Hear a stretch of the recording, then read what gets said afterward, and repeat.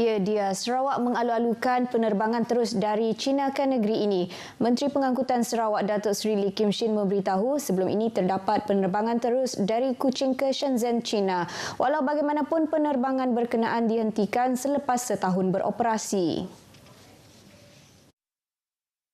Jelas Datuk Seri Lee, ramai pemegang taruh perniagaan, pelancongan dan logistik yang memohon kepada beliau untuk memperkenalkan semula penerbangan Kuching, Shenzhen, Kuching selain turut menerokai potensi lain penerbangan antara Sarawak dan China.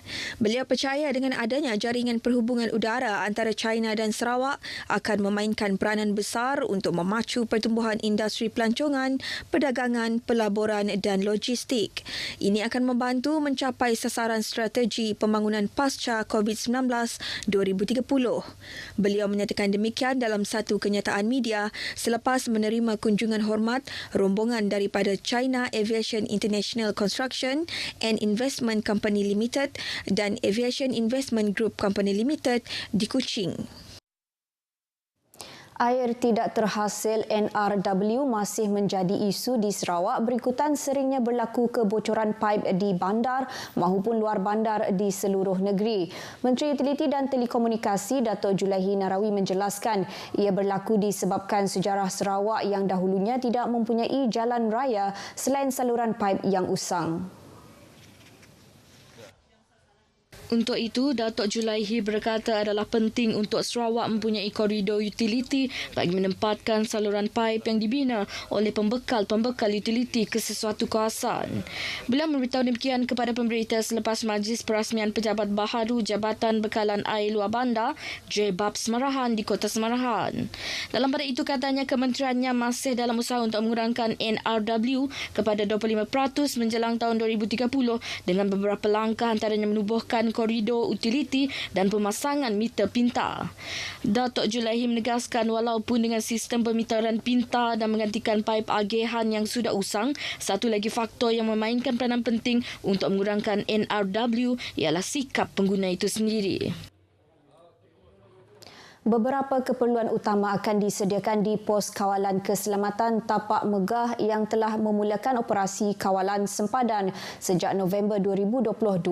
Timbalan Menteri Utiliti dan Telekomunikasi Datuk Lee Wan Lagang yang juga ahli Dewan Undangan Negeri Adun Belaga menegaskan hasil lawatan kerja ke pos berkenaan beberapa keperluan seperti bekalan elektrik menggunakan tenaga solar, air, telekomunikasi dan logistik yang perlu diberi perhatian segera. Datuk Lee Wan akan berjumpa dengan Menteri Utiliti Datuk Julaihi Narawi untuk mengutarakan keperluan tersebut dengan kadar segera. Dan kita akan bincang mengenai the power and then of course darang juga mengutarakan masalah bekalan air dan juga telekomunikasi. I hope that our come again bring the team of telecommunication to tengok area ni sebab this is our security area. Telecommunication is a basic need. Kita pergi ke rakan kita Indonesia sudah 4G sudah. And dia kata they are going to soon to have 5G. Kita 1G pun belum ada ni. Malah beliau bersama ahli Parlimen Hulu Rajang Datuk Wilson Ugak Kumbong, Adun Murum Kennedy Cuk Pai Ugon, Adun Baleh Nicholas Kudi bersetuju menyumbang 2 buah motosikal bagi tujuan rondaan anggota bertugas di kawasan tersebut. Datuk Lee Wan juga memberikan geran peruntukan RM10,000 kepada pasukan bertugas di pos tersebut bagi tujuan sambutan perayaan seperti Hari Gawai Dayak dan Hari Raya Aidiladha. Cadangan pembinaan Pusat Kawalan Keselamatan itu telah dimulakan sejak tahun 2019. Ekoran ia merupakan laluan pergerakan keluar dan masuk ke Long Nawang, Kayan Hulu, Kalimantan Timur, Indonesia. Keseriusan kerajaan Sarawak ke arah industri lestari dan menangani isu cabaran dan strategi mitigasi. Itu antara yang diketengahkan oleh Timbalan Menteri Tenaga dan Kelestarian Alam Sekitar Dr. Hazlan Abang Hibni pada Forum Antarabangsa Udara Bersih Malaysia Pertama atau First Malaysian Clean Air International Forum 2023 Massive semalam. Forum yang berlangsung di Pusat Konvensyen Bangi Avenue BACC Selangor itu turut menyentuh tentang dasar dan langkah kerajaan dalam mempromosi industri mampan serta cara pemimpin industri bekerjasama dengan pembuat dasar ke arah memacu perubahan.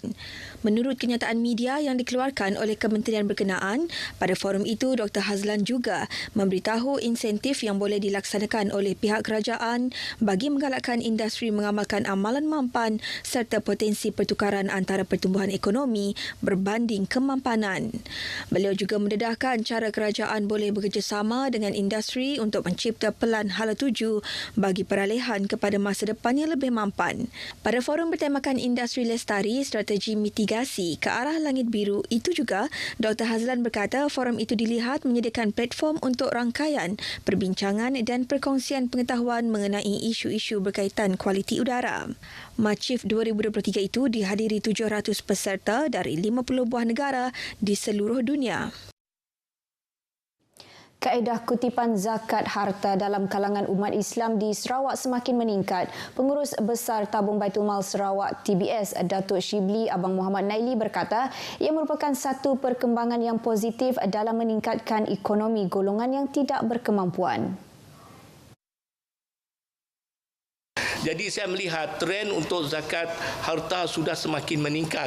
Ramai dalam kalangan umat Islam kita sudah menyedari bahawa itu satu kewajipan. Dan kita memang menggalak mereka untuk menggunakan kaedah potongan gaji kerana melalui potongan gaji mereka tidak terasa sangat. Berdasarkan unjuran semasa, dedahnya lagi peningkatan kira-kira 5 hingga 10% zakat harta direkodkan setiap tahun. Dalam pada itu, beliau turut mendedahkan sejumlah 4.05 juta ringgit zakat fitrah telah dikutip sepanjang bulan Ramadan lepas di seluruh negeri. Datuk Shibli menjelaskan perkara itu kepada pemberita selepas Majlis Hari Bersama Pelanggan TBS di Batu Kawah, Kuching. Lebih 3,000 orang pelanggan hadir pada majlis terbabit dalam usaha agensi terbabit memperkasarkan hubungan antara TBS dan orang awam. Universiti Teknologi Sarawak UTS akan menganjurkan Kongres Antarabangsa Persatuan Juruukur Bahan ASEAN AXA 2023 di Sibu pada 16 dan 17 Mei ini. Menurut Naib Chancellor UTS, Profesor Datuk Dr. Khairuddin Abdul Hamid, acara itu dijangka dihadiri kira-kira 700 delegasi industri pembinaan. Profesor Datuk Dr. Khairuddin dalam sidang media berkata antara yang akan ditampilkan adalah projek pembinaan mega di negara-negara ASEAN termasuk di Ibu Negara Baharu Indonesia Nusantara. There will be 20 industry leaders and experts from ASEAN countries to share and discuss on issues and challenges related to sustainability and digitalization of ASEAN construction projects. Kongres itu dijangka dirasmikan oleh Timbalan Premier Datuk Ahmad Douglas Uga Embas pada 16 Mei ini. Perkongsian itu tadi mengakhiri berita dari Sarawak. Salam Malaysia Madani, kita kembali bersama dia di Angkasa Puri. Silakan.